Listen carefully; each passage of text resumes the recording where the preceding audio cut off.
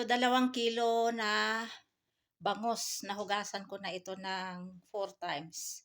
Bangus ito, oh. So, sabi ni Fahad, 1,350 rupees. So, ang per kilo ay 675. Pero, 2 kilo ito, pero konti lang, oh. Ayan. Kung 1 kilogram lang ang bibilhin, konti lang. Kaya 2 kilo ang pinabili ko. Ayan, alhamdulillah, first time namin makakain ng isda ngayon, itong year na ito. Bangus ito, o bangus. Ayan. So, ipiprito ko ito, and then yung iba, gagawin kong fish curry. And then, magtira din ako ng 3, gagawin kong sinabawan, haluan ko ng pichay. Ayan. And then, yung iba, iuulam namin. Pero sa akin, rice with the pritong isda, and then sila, chapati. Kasi meron pa naman yung kahapon na niluto na native chicken. Marami pa.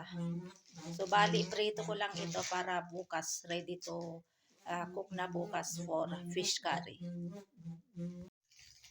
Ayan, ito nalagyan ko na ng chili powder at saka salt lang. So, ready to fry na ito. 14 pieces ito lahat na ganito ang size, oh. Yan. So, yung 5 pieces, tig isa-isa kami. Ulamin namin ngayon kasi meron pang ang ulam na natira kahapon, yung native chicken na curry. So, yung iba bukas gagawin kong lutuin kong fish curry. And then nagtira din ako ng 3 piraso. Ayan, para sabawan ko bukas. Ayan, gusto kong humigop ng sabaw na isda. So, ayan, alhamdulillah, makaulam kami ng isda. Frying milk fish or bangus. Second batch. Ito yung first batch. Ayan.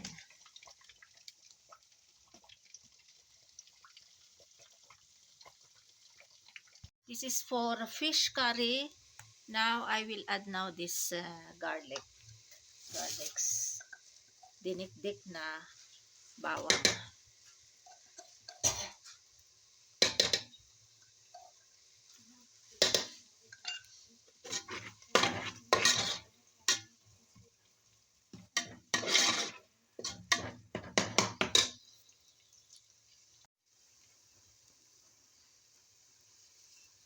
Now we can add now these tomatoes, green chilies, and ginger.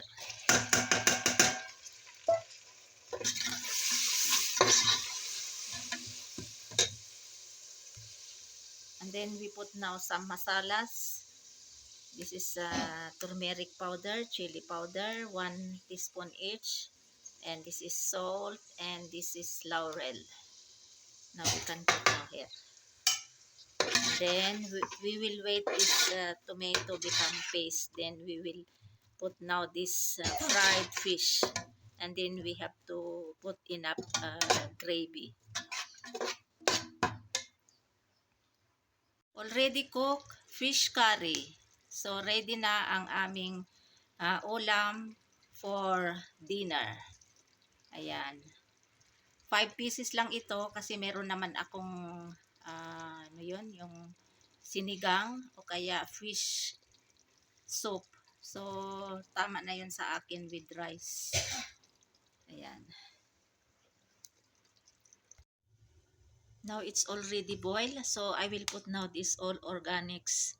Garlics, ginger. No, this is not organic ginger. I buy this one. Tomatoes, organic. Green cherry tomatoes. And red. And onions. So, I will put now all this one. Ayan. And then, next, we have to put now also this one. This radish, carrots, I buy. Radish organic. And this one, pichay, yung stock niya kahoy. And green chili, we have also organic. So, now I will put this one all.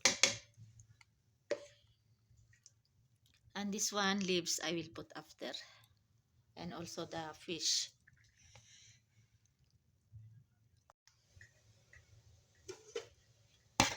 I will put also this lemongrass. Ayan.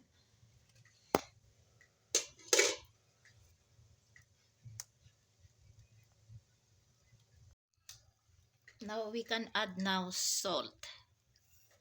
And then I will put also this sinigang mix para maasim-asim. Ayan. And we will put now also this pichay leaves. And then last yung fish. Kasi madali lang naman maluto. Ayan. Sarap ng aking ulam. Cover natin.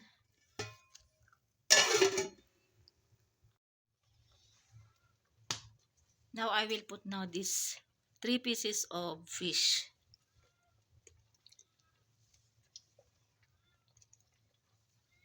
Ayan, tipid.